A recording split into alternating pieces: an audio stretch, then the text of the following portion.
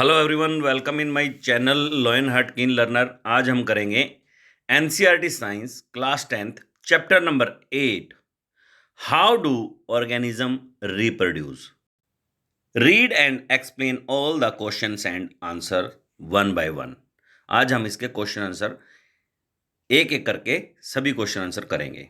तो इसको स्टार्ट करने से पहले मैं आपको बता दूं, रिप्रोडक्शन जो एक प्रोसेस है, इसके बिना जीवन संभव ही नहीं है।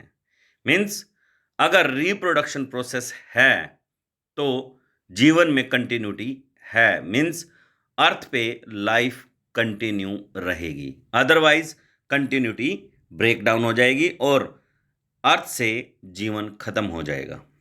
तो ये बड़ा ही सीरियस मैटर है जिसकी शिक्षा आप लेने जा रहे हो। तो आज हम स्टार्ट करते हैं। Question number 1, What is the importance of DNA copying in reproduction? Reproduction में डीएनए कॉपिंग का क्या महत्व है? तो जैसा कि आप फिगर में भी देख पा रहे हैं, डीएनए कॉपिंग, जब भी एक न्यू डीएनए बनता है एग्जिस्टिंग डीएनए से, तो that one is the different one, but उसके अंदर सभी के सभी जितने भी करेक्टरिस्टिक्स हैं वो प्रेजेंटिंग डीएनए से ही आते हैं। तो इसके बारे में हम पढ़ते हैं। मीन्स कॉपी होते हैं एक से दूसरे में। तो इसके बारे में हम डीएनए और deoxy ribo nucleic acid is the genetic material present in the chromosomes. Chromosomes में प्रेजेंट होता है डीएनए।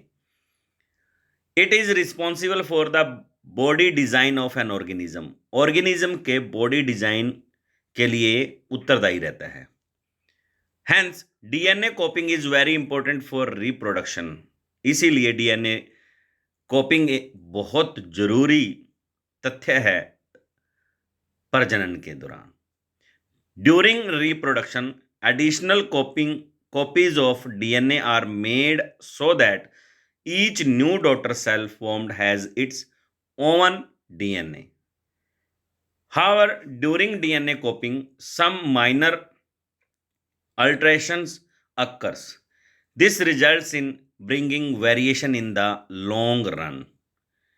डीएनए कॉपिंग के बारे में जैसा कि मैं बता चुका हूं, एग्जिस्टिंग टू सेल से एक न्यू डॉटर सेल बनती है जिसका अपना एक अलग ही डीएनए होता है, जो कि कॉपी और पेस्ट होके आगे की तरफ चलता है। उसमें से कुछ छूट जाता है। Question number 2, why is variation beneficial to the species but not necessarily for the individuals?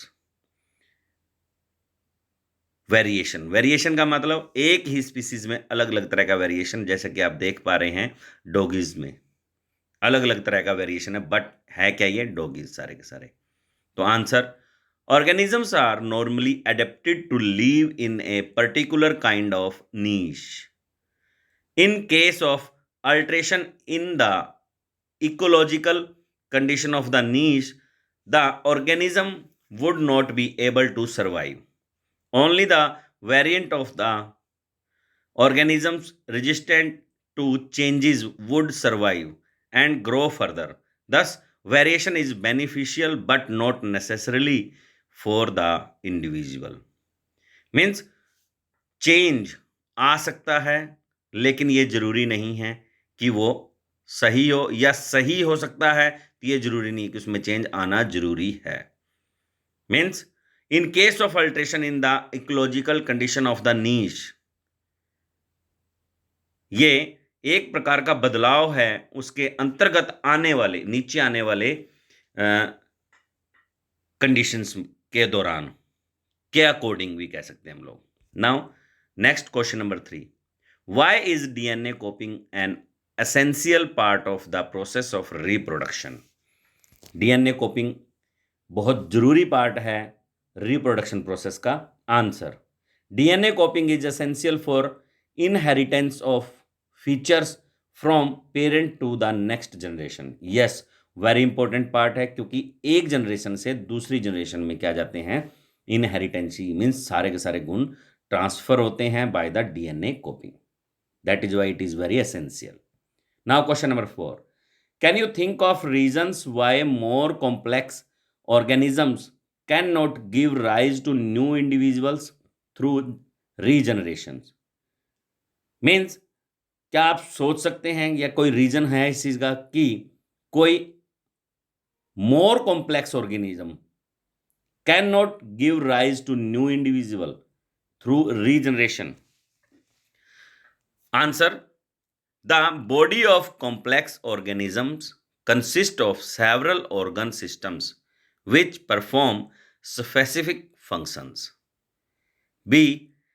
Regeneration is carried out by specialized cells which are not present in complex organisms. Complex organisms के अंदर ये cells होती ही नहीं, क्योंकि ये regeneration अलग तरह की सेल्स के द्वारा होता है, जैसे कि प्लेसेंटा के अंदर ऐसा देखा जाता है कि रीजनरेशन प्रोसेस उसमें होता है। मीन्स अगर उसके कोई पार्ट्स हो जाते हैं 2-3, तो अलग अलग पार्ट्स अपने आप में एक न्यू इंडिविजुअल के रूप में ग्रो करना शुरू कर जाता है। ये सिर्फ सिंगल सेल प्लेसेंटा के अंदर संभव है, बट अदर्स जो कॉम्प्लेक्स ऑर्गेनिजम्स हैं उनके अंदर संभव नहीं है, जो हार्ड कह सकते हैं हम लोग, भारी भरकम ऑर्गेनिजम्स या multi cellular organisms.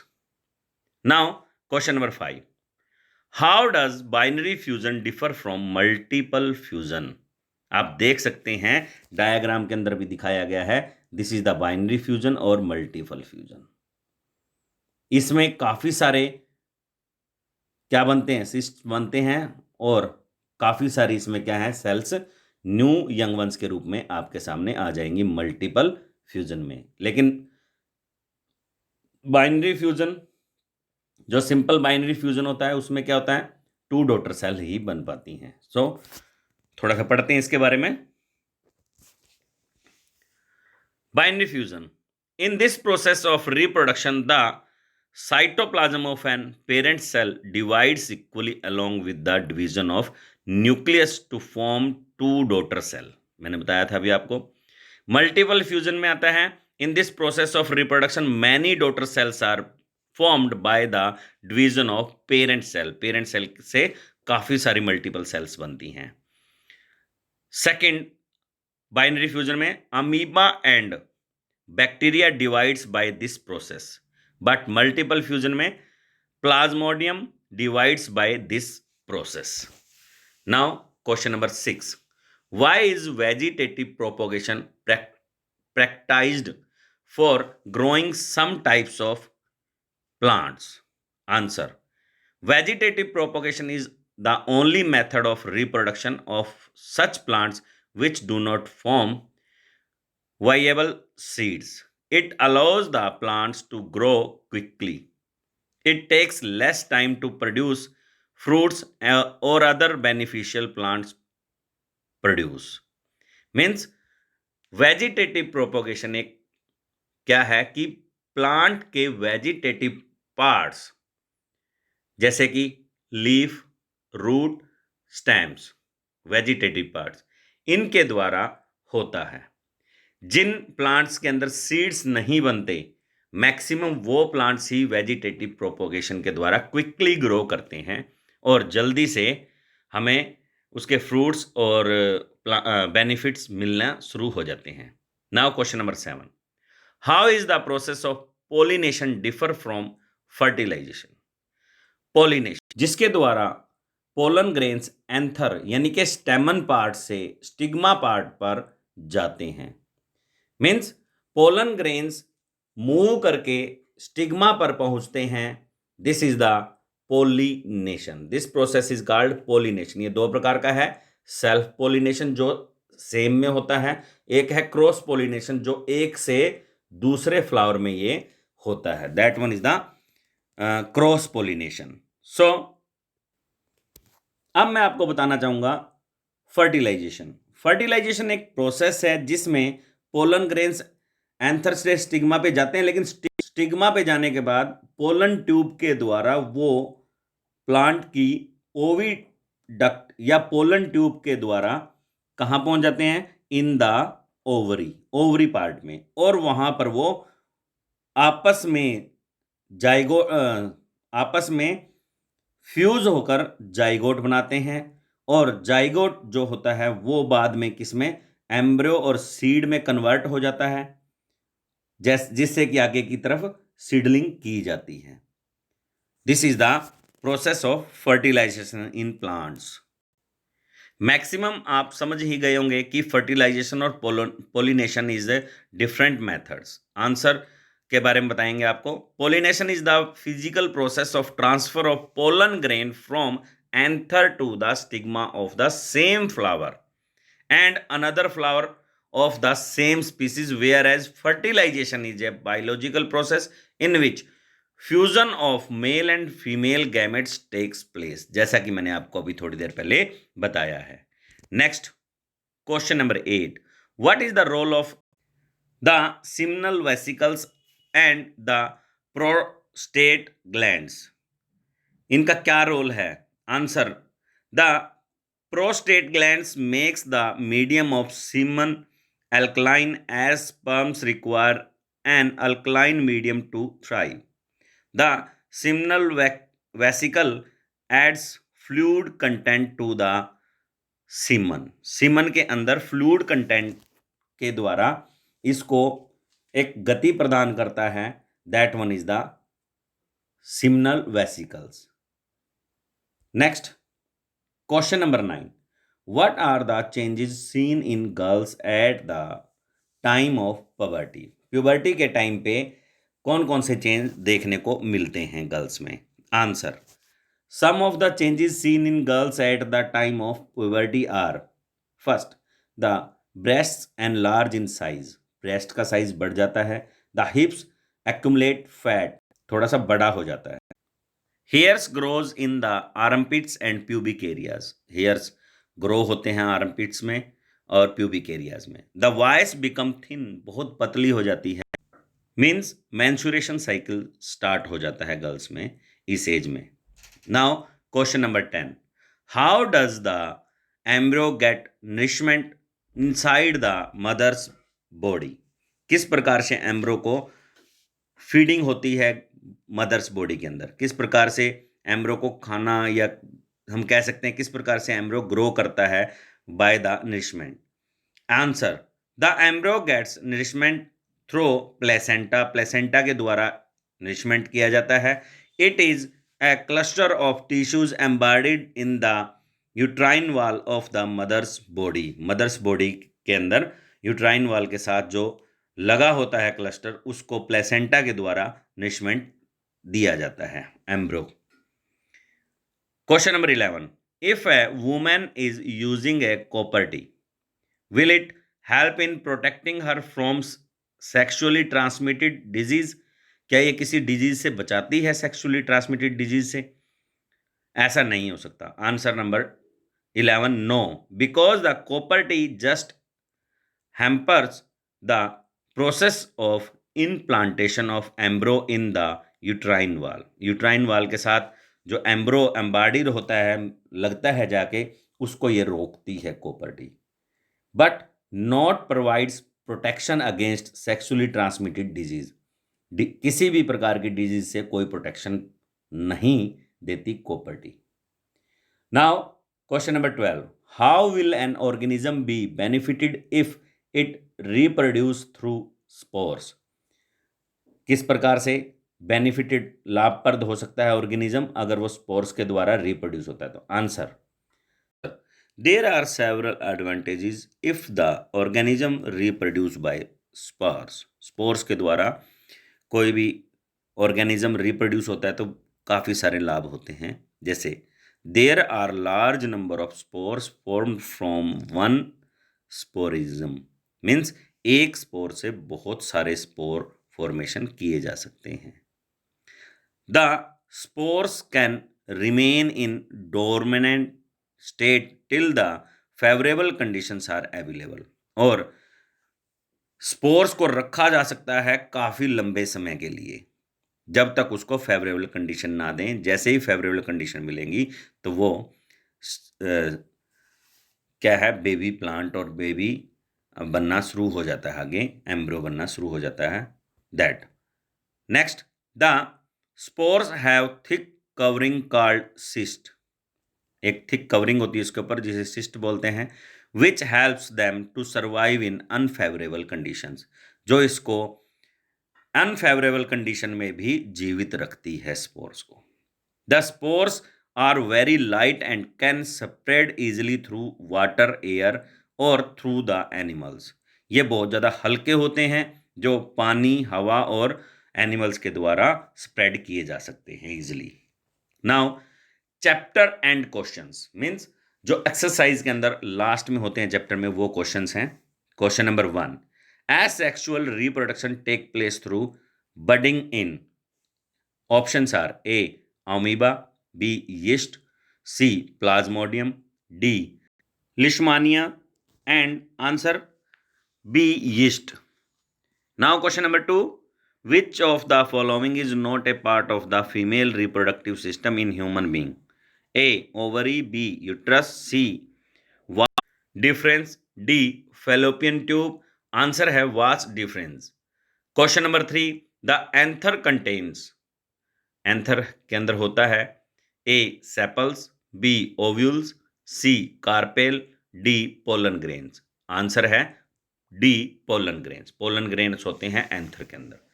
Now question number 4, what are the advantages of sexual reproduction over asexual reproduction? Asexual reproduction के बजाय सेक्सुअल रिप्रोडक्शन की क्या लाभ हैं? Answer A sexual reproduction provides opportunity for new recombination of genes, thus causes genetic variation which is not applicable in asexual reproduction। means genetic variation sexual reproduction के अंदर तो आ सकता है, एक न्यू इंडिविजुअल बन सकता है अच्छे से एक नए फीचर्स के साथ, बट एसेक्सुअल रिप्रोडक्शन में ऐसा नहीं होता, सेम बनता है। B sexual reproduction plays an important role in evolution of new species. नई स्पीसीज के अंदर बहुत, उसके अंदर जो बदलाव आते हैं, बदलाव के लिए कार्य करता है sexual reproduction, but the asexual reproduction does not. Asexual reproduction में ऐसा नहीं हो सकता। Question number 5, what are the functions performed by the testis in human being? Human being में टेस्टिस के द्वारा कौन सा फंक्शन परफॉर्म किया जाता है? Answer A they form sperms from the germinal cells present in the seminiferous tubules. B the hormone testosterone secreted by the ladies cells induces secondary sexual characters in males। Means इस प्रकार के कुछ कार्य करती है testis. Next question number 6, why does menstruation occurs? क्यों होता है menstruation? In every month as one of the ovaries release and lift uterine wall thickens and prepares itself for receiving the developing zygote. When the egg is not fertilized, the level of progesterone starts decreasing, due to which nourishment to the endometrium is stopped. As a result, the lining of uterine wall slowly breaks and the discharge of unfertilized egg, along with ruptured endometrium and mucus, causes menstruation in a human female। Means कि जब भी एक ovum ovary से release होता है और वो uterine wall के साथ लग जाता है, इस प्रकार से यूट्राइन वाल के साथ इस प्रकार से लग जाता है और ये थोड़ी थिक एंड भरी भरी होने लग जाती है। लेकिन in case of unfertilised egg, means अगर यहाँ पर इसको फर्टिलाइजेशन के लिए स्पर्म ना मिले तो ये धीरे धीरे क्या होता है, बाद में एक ब्लीडिंग के थ्रू यूट्राइन वाल को छोड़कर बाहर आ जाता है, और जिसे हम बोलते हैं एक पूरा menstruation cycle in the females. Next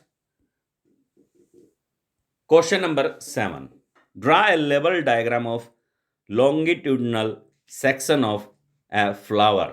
flower का लॉन्गिट्यूडनल सेक्शन ऑफ बनाना है तो आप देख सकते हैं figure 8.9 longitudinal section of a flower, जिसके अंदर petal, anther, filament, ovules, sepal, stigma, style, ovary, carpels के रूप में दे रखे हैं।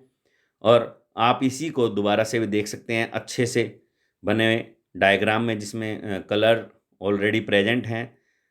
आप देख सकते हैं पेटल, सेपल, सभी जितने भी पार्ट्स इधर दे रखे थे 8.9 में, वो कलर्ड पार्ट में भी सारे के सारे पार्ट्स आपको अच्छी तरह से दिखाए गए हैं। Next question number 8, what are the different methods of contraceptions? Answer, methods of contraceptions, first barrier methods. Barrier method के द्वारा कंट्रासेप्शंस क्या होता है आपको मैं बता दूं कि गर्भ निरोधक, मीन्स जिससे गर्भ धारण ना हो, ऐसे मेथड्स के बारे में हम बात करने जा रहे हैं। First barrier method, physical device which prevents the entry of sperms into the female reproductive tract come under barrier method. Condoms, diaphragms and cervical caps can be used as a barrier method. आपको पता ही है, जिससे कि sperms enter ना कर पाए female reproductive system के अंदर। सेकंड है केमिकल मेथड।